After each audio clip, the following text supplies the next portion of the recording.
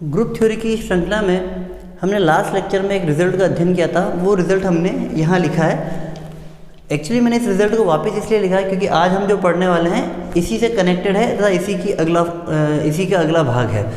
तो हमने ये प्रूफ किया था लास्ट लेक्चर में कि हमारे पास अगर जी कोई साइक्लिक ग्रुप है जो कि ए से जनरेटेड है तथा हमारे पास उसका एक सब ग्रुप है, साइक्लिक सब ग्रुप है एच, जो कि ए की पावर एस से जनरेटेड है, तब हमने ऑर्डर ऑफ एच को फाइंड किया था जो कि था एन बाई डी, जहाँ डी हमने बोला था जो कि एच सी एफ एन और एस के बीच का। इसी रिजल्ट को मैंने वापस यहाँ लिखना उचित समझा, इसलिए मैंने पहले ही लिख दिया टाइम बचाने के लिए आपका।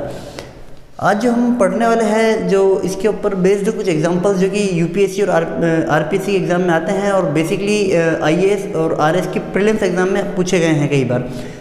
तो वो क्वेश्चंस हैं जिसको मैं लिखूँगा आपको। तो इससे पहले जो रिज़ल्ट है उस पर हम गौर करेंगे। वो रिज़ल्ट ये है, आप बोल सकते हो कि इस थ्योरम का वो कोरोलरी पार्ट है। कोरोलरी पार्ट ये बोलता है कि आपके पास कोई साइक्लिक ग्रुप है जो कि ए से जनरेटेड है, तो उस जी के और भी जनरेटेड होंगे जो कि ए की पावर आर फॉर्म के होंगे, जहाँ पर जो आर अपना है वो जैसा कि अगर एन ऑर्डर का साइक्लिक ग्रुप था तो एन और आर आपस में सापेक्षिक अभाज्य संख्या यानी रिलेटिव प्राइम होंगे। यानी ये बोलता है रिजल्ट कि आपका जी एक साइक्लिक ग्रुप है, ए से जनरेटेड साइक्लिक ग्रुप है जी, ठीक है। एन ऑर्डर ऑफ जी आपको गिवन होगा एन, तो जी के जो और भी जनरेटर अधिक और जो जनरेटर हैं वो किस फॉर्म के होंगे, a to the power r form के जी के और जनरेटर होंगे। और यहाँ जो आर है वो है वेयर आर इज को प्राइम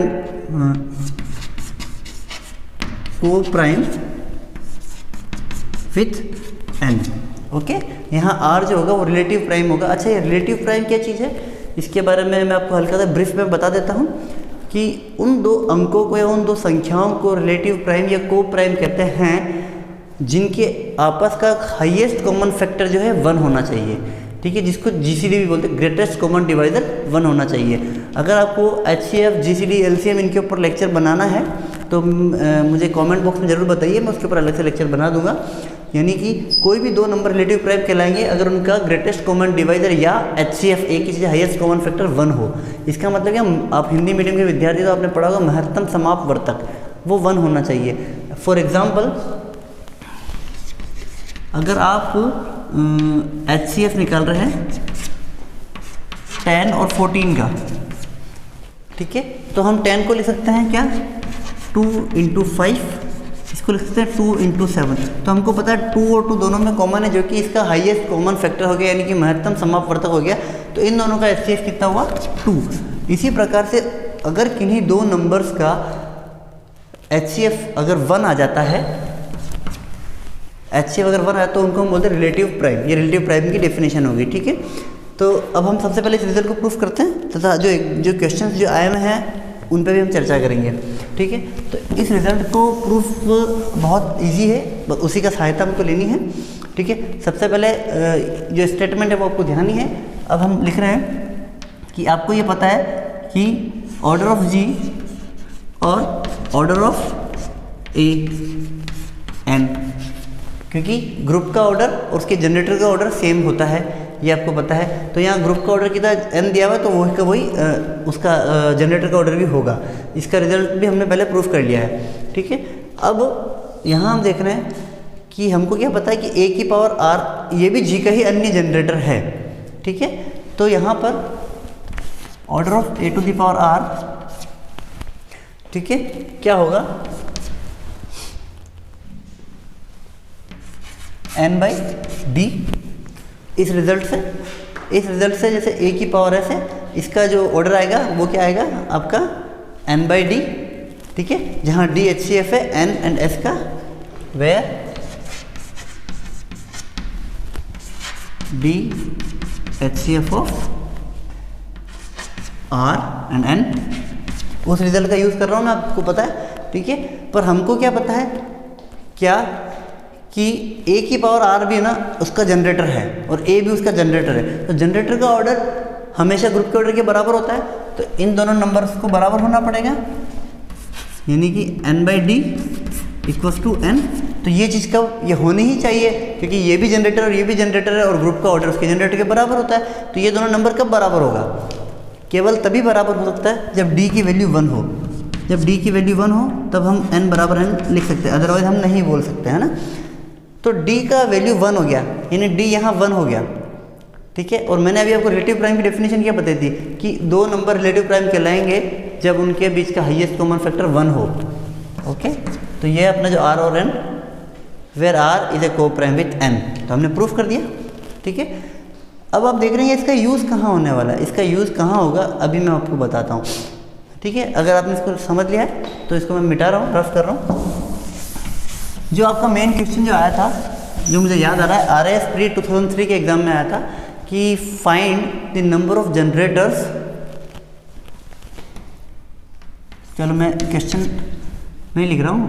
अगर ग्रुप का ऑर्डर 8 है और ग्रुप का ऑर्डर 12 है, ठीक है, इन दोनों ही केस में आपको क्या बताना है कि इसके नंबर ऑफ जनरेटर कितने होंगे, ठीक है। अगर आपको नहीं पता है कि अपने रिजल्ट आपको नहीं दिया तो आप ये नहीं कर पाएंगे। आपको ये पता होना चाहिए किसी भी ग्रुप का जो जनरेटर है उसके एक तो उसका ऑर्डर और ग्रुप का ऑर्डर सेम होना चाहिए, ठीक है। तो आपको यहाँ से ये पता चल गया कि अगर ग्रुप का ऑर्डर 8 है तो जनरेटर का ऑर्डर भी 8 होगा, बात खत्म। उसके अलावा सेकंड चीज़ आपको यहाँ से ये पता चल गया कि इसके वेयर r इज अ को प्राइम विथ n, यानी जो भी n यानी ऑर्डर था तो 8 का जितने भी को प्राइम जितने भी होंगे वो सारे उसके जनरेटर होंगे, वो यहाँ से पता चला आपको, है ना। तो अब 8 के को प्राइम कौन कौन से हैं, जिसका 8 और उस संख्या का GCD 1 होना चाहिए, यानी आपको r और 8 इसका हाईएस्ट कॉमन फैक्टर 1 चाहिए। अब r की वैल्यू निकालनी है आपको कि इतने ऐसे कितने r पॉसिबल है जब केस 8 हो। तो 8 के साथ में GCD 1 किसका होता देखेंगे, 1 and 8, ओके। 2 और 8 का तो 2 हो जाएगा, 3 और 8 इसमें भी कुछ भी कॉमन नहीं है, 4 और 8 में 4 कॉमन है तो वो नहीं होगा, 5 और 8, ठीक है, और 6 और 8 होगा नहीं, 7 और 8, ओके। तो 8 वाले केस में ये 4 इसके हमको वो मिल जाएंगे क्या, जनरेटर। तो इस केस का आंसर क्या होगा, इसके कितने जनरेटर होंगे, 4, यानी A भी होगा, A क्यूब भी होगा, A5 भी होगा और A की पावर 7 भी होगा, ठीक है। तो 4 जनरेटर आपको इस केस में मिलेंगे, कौन कौन से, A cube, A to the power 5 and A to the power 7, ठीक है। ये इसके चारों जनरेटर होंगे। तो ये क्वेश्चन 2003 RS में पूछा गया था। जैसे 12 के केस में आपको क्या आपको बताना है, एक बार केस हो जाएगा कि आपको HCF R और 12 का 1 होना चाहिए। तो 12 से छोटे केवल, है ना, 12 से छोटे ऐसे कितने नंबर एग्जिस्ट करते हैं जिसका GCD इसका 1 होगा। तो मैं आपको वैसे ही बता देता हूँ, 1 2 के साथ होगा नहीं, 3 के साथ भी नहीं होगा, 4 के साथ भी नहीं होगा, 5, ठीक है, 6 के साथ होगा नहीं, 7 के साथ होगा, 8 के साथ नहीं होगा, 8 में 4 मिल जाएगा आपको, 9 के साथ नहीं होगा, 3 मिल जाएगा, 10 के साथ नहीं होगा, 2 मिल जाएगा, 11। तो इसके केवल A की पावर 5, A की पावर 7 और A की पावर 11 इसके जनरेटर होंगे, ठीक है। आपको मेरा पॉइंट समझ में आया होगा मैं क्या कह रहा हूँ। पर अगर किसी समय आपको ये बोल दिया जाए कि 105, ठीक है, 105 अगर किसी ग्रुप का ऑर्डर है तो उसके नंबर ऑफ जनरेटर कितने होंगे। तो यहाँ थोड़ा सा आप देखोगे यार, 105 से इस तरह से अगर मैं निकालूंगा भाग लगा के तो बड़ा टिपिकल हो जाएगा ना। तो मैं यहाँ पर आपको एक ट्रिक और एक फॉर्मूला सिखाने वाला हूँ जो बहुत कम बुक्स में आपको मिलने वाला है। तो उस फॉर्मूला को अगर आप ध्यान रखेंगे और फॉलो करेंगे तो आप कभी भी नहीं अटकेंगे। फॉर्मूला सिंपल है कि नंबर ऑफ रिलेटिव प्राइम जो होता है इसको लिखा जाता है मैथ के लैंग्वेज में phi n फंक्शन, ठीक है। जितने भी रिलेटिव प्राइम उनको लिखा जाता है phi n के रूप में, अगर किसी नंबर से आप कर रहे हो। तो जैसे मैंने phi 8 निकाला, अभी phi 8 निकाला, phi 12 हम निकाल चुके हैं इस तरह से। तो आपको किसी phi 105 की वैल्यू निकालनी है, आपको phi 105 की वैल्यू निकालनी, ठीक है। तो पहले मैं इसको सॉल्व कर देता हूँ, फिर आपको फॉर्मूला बताता हूँ, ओके। तो सबसे पहले 105 इसके प्राइम फैक्टराइजेशन क्या होंगे, इसको अगर आप अभाज्य संख्याओं में तोड़े तो क्या क्या मिलने वाला है आपको, देखेंगे 3 का भाग जाता है इसमें, कितनी बार जाता है, 3 105 के टुकड़े अगर आप करते हैं प्राइम फैक्टराइजेशन तो मिलेंगे आपको